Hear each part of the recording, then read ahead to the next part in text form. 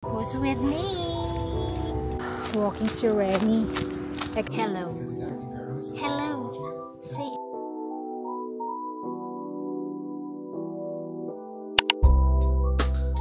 Good morning. Happy 1st of April. Today is Tuesday. Kumakain ako ng vitamin C, guys, yung chewable. Mali pala yung binili kong vitamin sa Costco.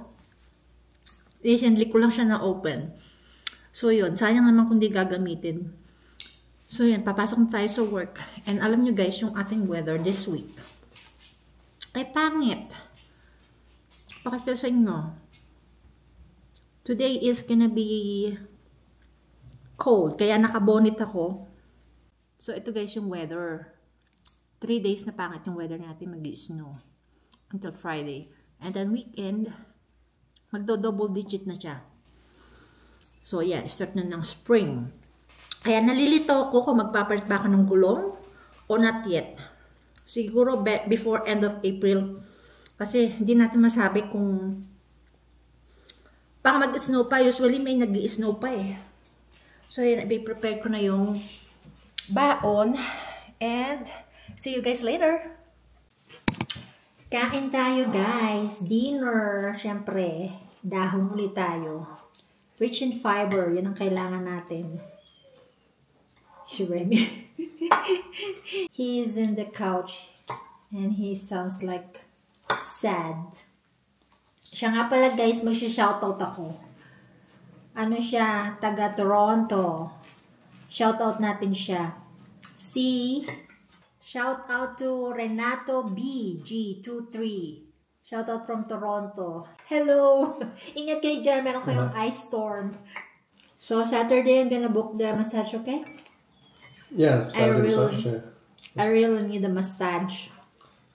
Massage, IKEA, and yeah, we have lots of things to do. And delivery. All in one. Gonna book the massage afternoon, okay? Because I wanna relax after massage. I don't wanna do anything. Okay? Hello to everyone. So yan, magluluto tayo ng dinner. Ang dinner natin is chicken. At saka yung lunch is HelloFresh. Ito lulutuin ko. Beef and spinach rigatoni. Ang weirdo, kaninang umaga, pumasok ako. Sobrang pangit ng daan. Tapos nag-snow. Alam nyo yun. Tapos ngayon, tingnan nyo naman, sobrang init. Tapos yung snow sa daan kanina after work, pauwi ako, wala na, clear na ulit siya. So yun, and weekend guys, meron tayong spring, mainit this coming weekend and the following day, puro double digit na siya. So yan, handa-handa na tayo sa spring. So yan, nagluluto ako ng dinner. Siya nga pala, yung sasakyan ko na naman is maingay na yung belt niya. So, tinatawagan ko yung kasama ko sa work, hindi siya tumasagot. Pero tinext ko na siya, tinatanong ko kung tomorrow, kung pwede siya after work. So, yun, kailangan ipagawa ko na kesa abutin ako sa daan. And kailangan palitan kasi na-worn out siya. Kaya, bukas, sana, sumugot siya, sana magawa niya tomorrow. Kasi tomorrow may pasok ako sa part-time. Diba nasusulo ako sa araw kasi ang taas ng araw, ang liwaliwanag. So, I made a salad. Kung ano nang nilagay ko dyan. Mango, apple, cucumber, ano ba? Tomatoes, cilantro, avocado, lime, salt, pepper, and olive oil para maiba naman.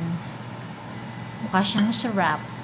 At saka yung dinner namin is chicken with rice. Let's eat, guys. That's our dinner. Chicken with rice. I'm just gonna heat up a little bit of tortilla. Okay. So, share ko sa inyo guys kung paano ko niluluto yung chicken. Especially kapag pork belly. Ang ginagamit ko guys, instead na i-marinate ko siya ng ilang oras or overnight, alam nyo ginagawa ko. Natutunan ko to sa Reels. Tamarind powder. Yung ano niya, sinigang mix. Yan. Yan lang yung nilalagay ko, toyo, patis, salt, at saka wala, yun lang. And super lasa niya guys. I-try nyo. Hindi ko na kailangan maghintay ng ilang oras or overnight. So yun, kaya giging tasty yung ating meat. Gusto daw ni Mikey ng tortilla. Where's our tela? What are you looking for? Yeah. What towel? This one. This one! Tortilla! Tortilla cloth.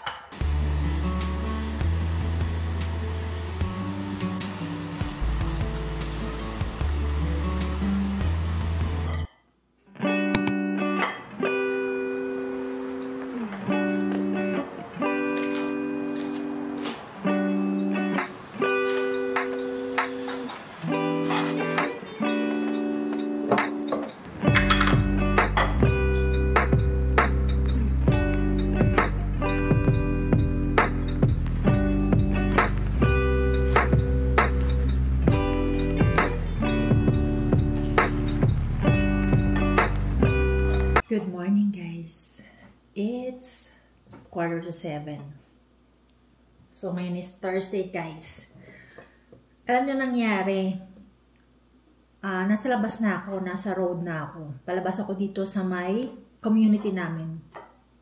Kasi nga kahapon, nabanggit ko na yung sasakyan ko is maingay. Alam mo yung nag-squeaky siya. Dati, paputol-putol lang siya. Ngayon, dire-diretso na. Sobrang ingay. As in loud. So, yun. Napatawag ako sa work. Sabi ko, hindi ako makapasok. I don't think so. Kasi, mahaba yung biyahe ko. Ayoko mang masira yung sasakyan ko sa highway. Mas mahirap yun. So, yun. Nag-call in na lang ako. Sabi ko, hindi ako makapasok. So, kailangan kong dalhin yung sasakyan ngayon sa service. Actually, nag-google pa ako kung ano yung magandang reviews. Meron akong nakikitang couple na service car kung saan ko dadalhin yung sasakyan. So yun, hindi ako nakapasok. And yeah, kanina si Mikey tumawag sa akin, sabi niya mag-ingat ka kasi madulas. Kasi kanina naglalakad kami ni Remy. Sabi ko, wow, ang ganda ng snow. Alam niyo yung very floppy yung snow, as in pag-apak mo sobrang lambot, pero yung nasa ilalim niya guys sobrang dulas. 2 beses nga kami muntik na madulas ni Remy. So, yun. Kasi nga, umulan niya siguro kagabi, tapos nag-snow. So, yun. Sabi nga ni Mikey, nadulas siya nung pa-exit siya ng highway. Kasi mostly yung pa-exit ng highway dito, pa-curve na ganyan. So, sabi niya, medyo dumulas siya. So, buti na lang. So, yun. Hindi tayo pumasok. Tatawag ako before or as soon as mag-open sila para madala ko na yung sasakyan. And later, pag naayos na sasakyan, mag-gym ako. Kasi yun ang bala ko after work, mag-gym ako. So, yan. Nandito tayo sa bahay. Kapag nandito sa bahay, walang gagawin. Kumain ng breakfast. Nag-toast ako with butter and jam. So, yan. Si Remy is masaya kasi nandito ako. Andito siya sa paanan ko. Hi, Remy!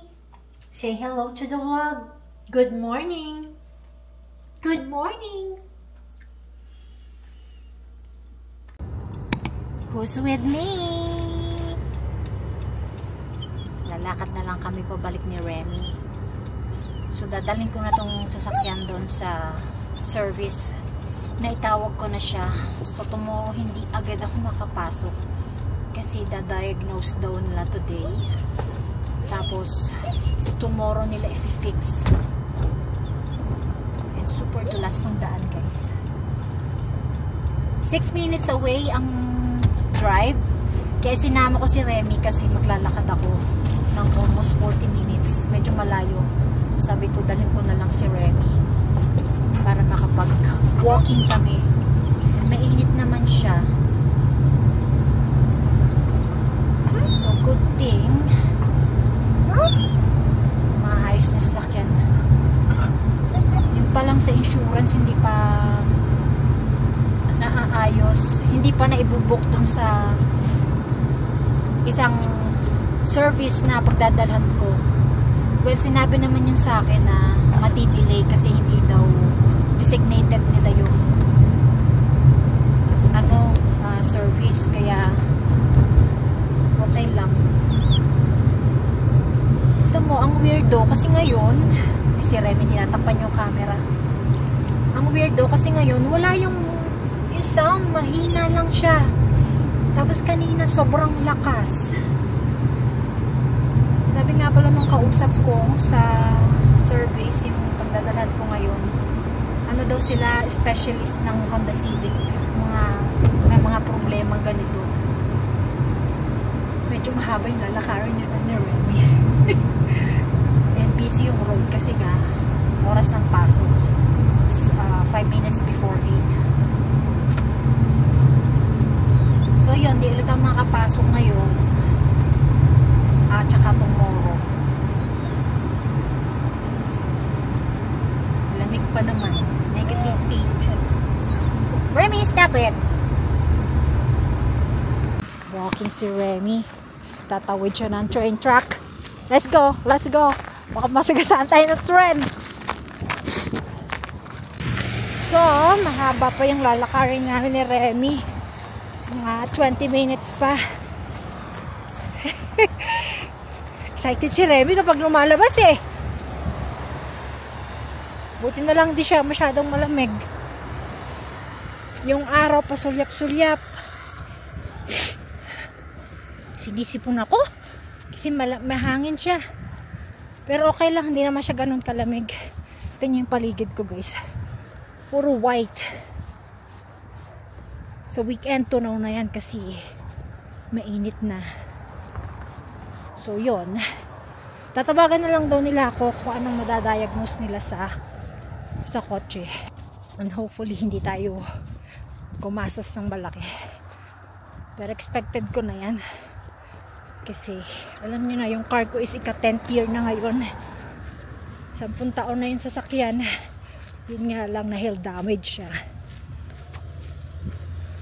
Focus tayo sa paglalakad kasi madulas. So, yan guys, napalitan na yung ating belt. Yan. Idler pulley. Oh, okay. Yeah, so he did change one of the pulleys. Yeah, 3, basta a whole kit daw pinalitan niya. So, bago na yung ating belt. So, yan guys, hapon na. Ang oras is 6:00. Bali, nagluluto ako ng baon namin tomorrow kasi papasok pala ako tomorrow. Ito kasi nangyari, nung dinala ko yung sasakyan kanina, nung tumawag ako, sabi nila, idadiagnose nila today, and then tomorrow pa nila mafi-fix. And then, nung lunch time, tumawag sila, matatapos daw nila. So, nangyari, ginawa ko yung shift ko for tomorrow, pinakancel ko. So, yun. And then, tumawag ako sa work. Sabi ko, minahanap na ba kayong replacement para sa akin? Meron na daw. So, okay lang. Sabi ko, okay, mag-day off tayo tomorrow kasi Friday naman. Tapos, ngayon, after kong ilakad si Remy, tinawagan ulit ako and sabi, may nag-call in daw. So, pasok daw ako. So, yun, pasok tayo. Ganun lang. Pick up lang ng pick up para sa bayan. So, yun, kumain na nga pala kami ng dinner. Ano pa kinain namin? Sandwich. Sandwich ang kinain namin. So, yun, medyo malaki yung nagastos natin.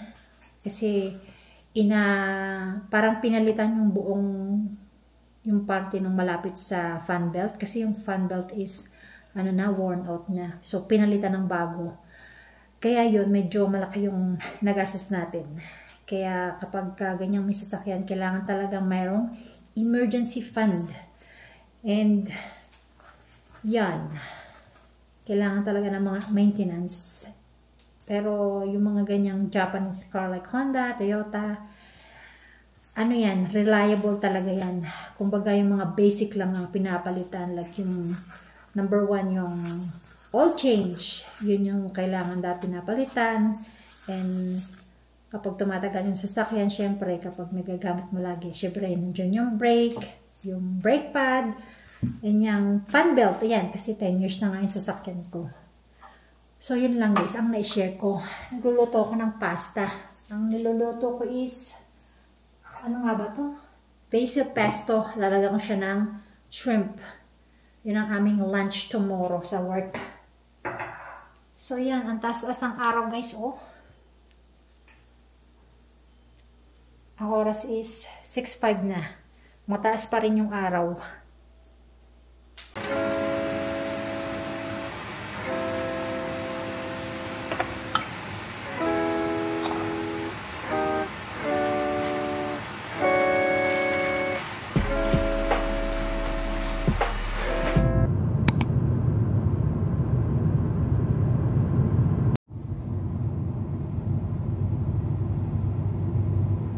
Good morning guys.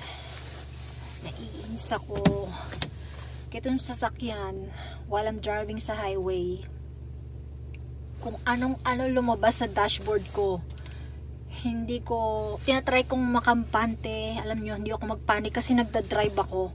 Biglang nag-pop up sa dashboard ko yung check battery, something like that. Tapos hot water, temperature.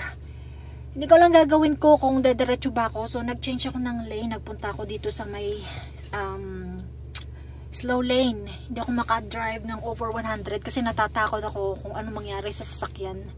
Hindi ko alam kung anong ginawa ng service. Oh my goodness. This is the first time nangyari sa akin na alam niyo yung merong ganitong issue yung sasakyan.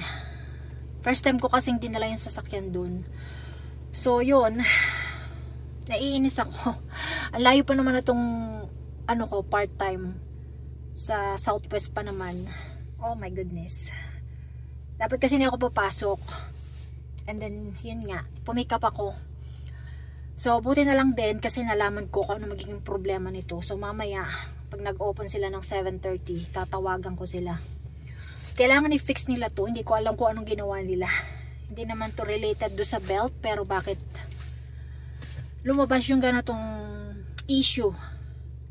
And ang isa pa, yung heater niya, palagi kasi ako naka-auto kasi pag auto, automatic siya nag-a-adjust yung temperature kung hot or cold. So first time nangyari sa akin to, bigla siyang, alam niyo, naging cold yung loob ng sasakyan. Hindi ko alam. Oh my goodness.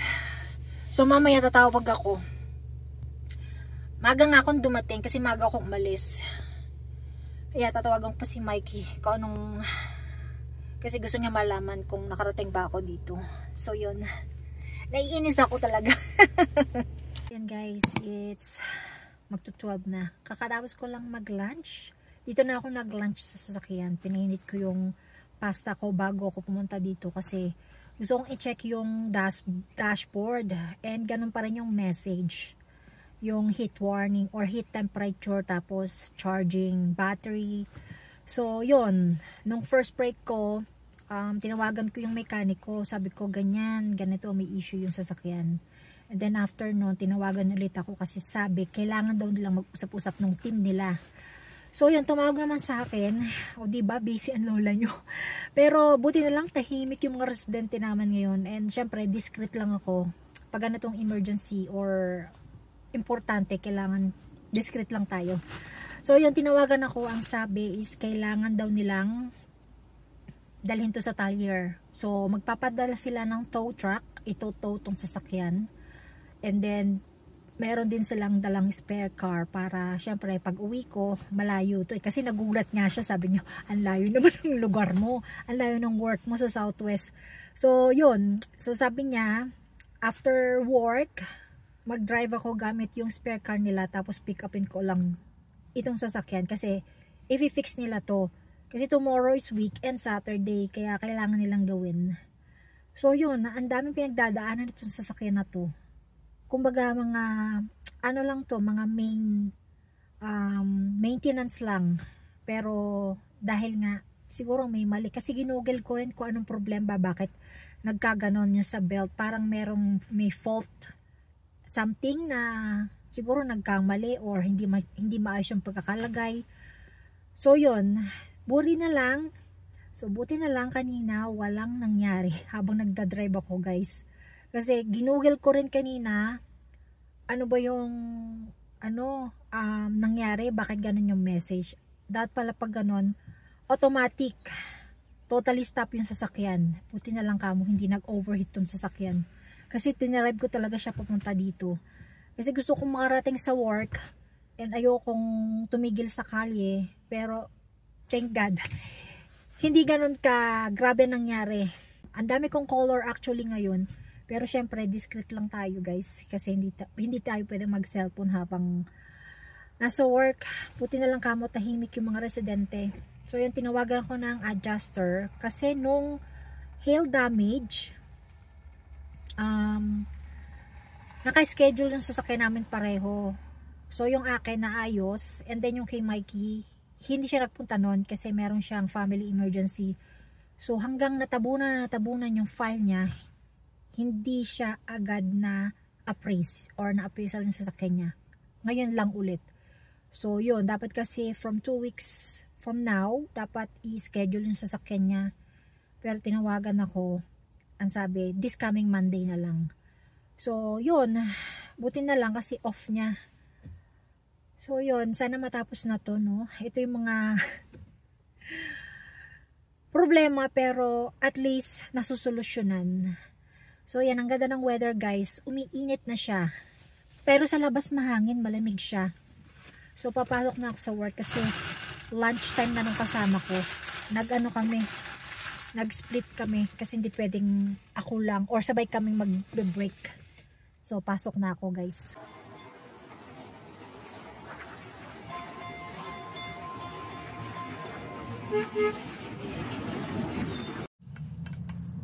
Ng araw, guys. Dito ako nag-park sa street kasi hindi ito nakarehistro dun sa parking area ng stop. So gagamitin na natin yung ating loaner car, my garage.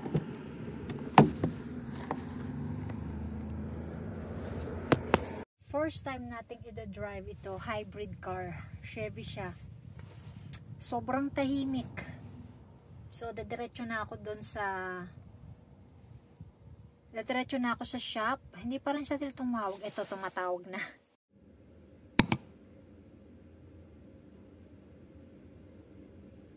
Inaayos daw nung may-ari mismo yung sasakyan ko.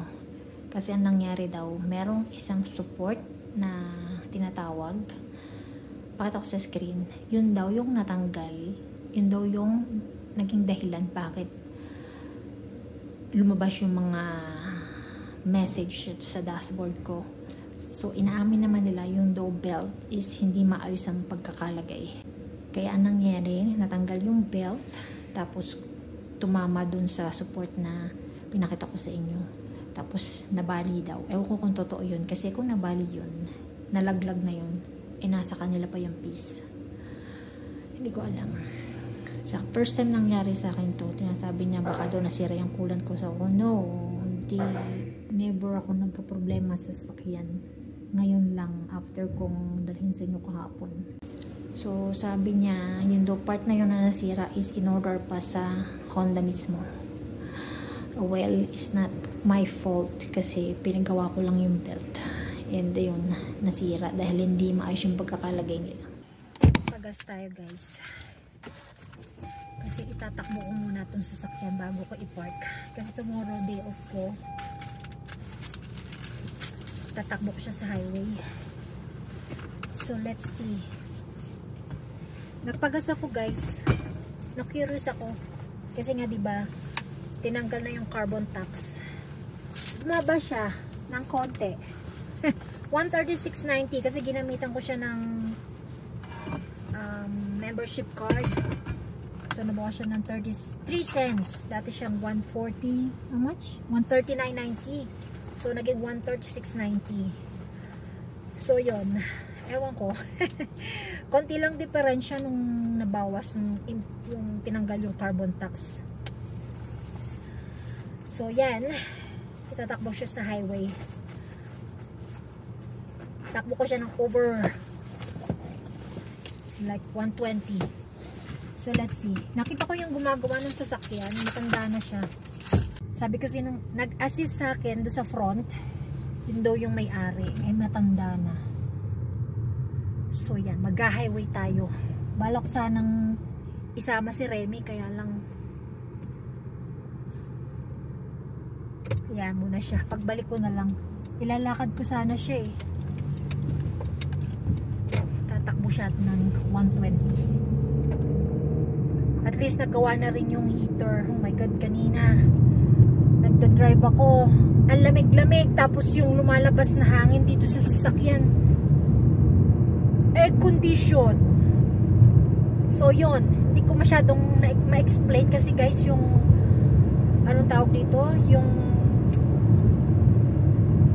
paano nangyari, basta ang punot dulo is yung belt natanggal siya, tumama daw dun sa support ng tensioner. Yun ang sabi, kaya nawasak yung pinaka metal, di ba metal, aluminum part na support.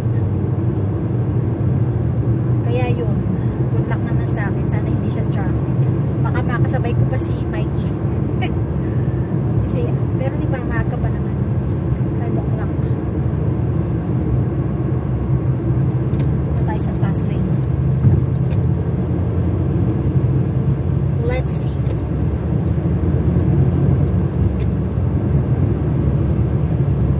Na ako guys. Hindi siya traffic.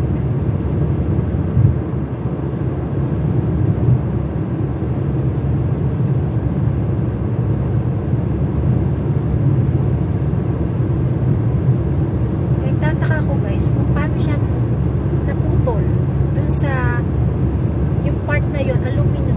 Kasi kung natanggal yun habang nagdadrive ako, kasi natamaan daw ng belt, sana hindi nila nakita yun. Pero nasa kanila pa yung ano eh, yung piece. Pinicturean ko ngayon, papakita ko kasi ni Mikey.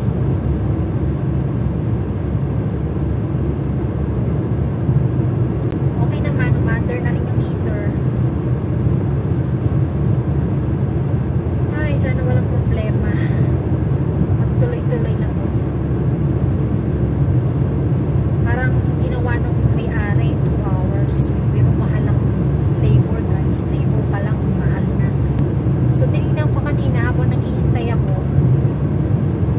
magkano yung part na nasira. Pinakikita sa website na 120. Kasi ang mahal dito guys is yung labor. May standard kasi dito ang mekaniko. Kahit 30 minutes lang yung natapos na work, 1 hour pa rin ang computation. Ganon dito. Kasi meron silang book na pinapalo. Yun ang kwento sa akin ni Mikey. Kaya mahal ang labor ng mga mekaniko dito.